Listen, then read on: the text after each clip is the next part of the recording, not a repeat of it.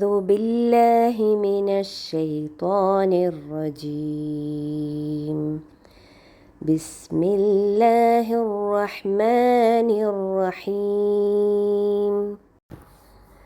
القارعة ما القارعة وما أدراك ما القارعة يوم يكون الناس كالفراش المبثوث وتكون الجبال كالعهن المنفوش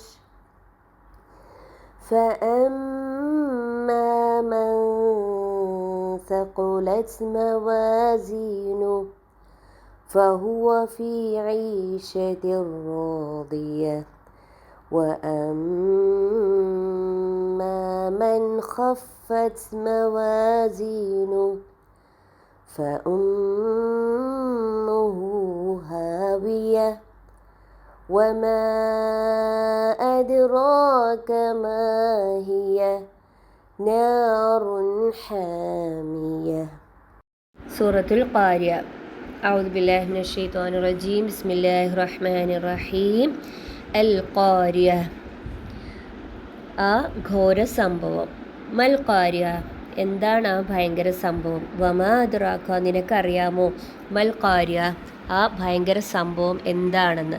അപ്പോൾ ഖിയാമത്ത് നാളിൻ്റെ ആ ഗൗരവം സൂചിപ്പിച്ചുകൊണ്ട് ആരംഭിക്കുകയാണ് ഈ സൂറത്ത്.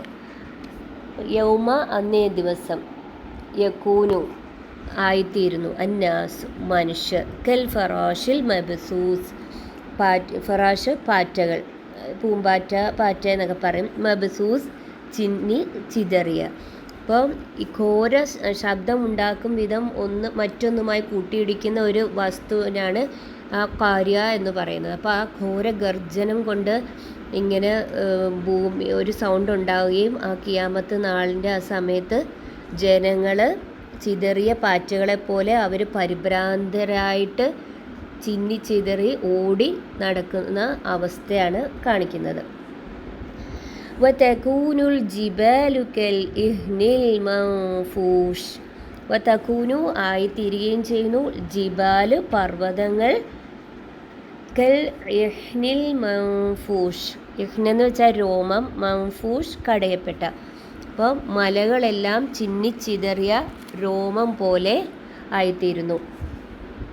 അപ്പോൾ ഭൂമിയുടെ ഈ പ്രപഞ്ചഘടന തന്നെ താറുമാറാകാണ്. നക്ഷത്രങ്ങളും ഗ്രഹങ്ങളും എല്ലാം പൊട്ടിത്തകരും. മഹാപർവ്വതങ്ങൾ തകർന്ന് കടഞ്ഞ കമ്പിളി രോമം പോലെ ചിതറി പറക്കും.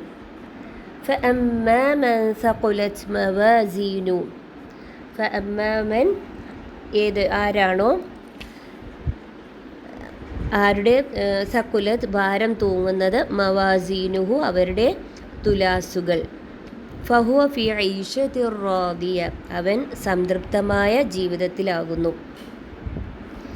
അപ്പം ലോകാവസാനത്തോടെ മനുഷ്യരെല്ലാം വിചാരണയ്ക്കായി അള്ളാഹുവിൻ്റെ മുമ്പിൽ ഹാജരാവും. ആ സമയത്ത് ജീവിതകാലത്ത് മനുഷ്യർ ചെയ്ത പ്രവൃത്തികൾ അവരുടെ പരിശോധിക്കപ്പെടും. നന്മയും തിന്മയും തൂക്കി കണക്കാക്കപ്പെടും. അള്ളാഹുവിൻ്റെ കൽപ്പനകൾ അനുസരിച്ച് സൽക്കർമ്മങ്ങൾ പ്രവർത്തിച്ചവരുടെ തുലാസിൽ നന്മ ഘനം തൂങ്ങും. അവർക്ക് അള്ളാഹു ഫഹുവ ഫി ഈശത്തിർ റാദിയ അവർക്ക് അള്ളാഹു സ്വർഗം പ്രതിഫലം നൽകുന്നതാണ്. അതിലെ ജീവിതം സുഖകരവും സന്തോഷപ്രദവുമായിരിക്കും.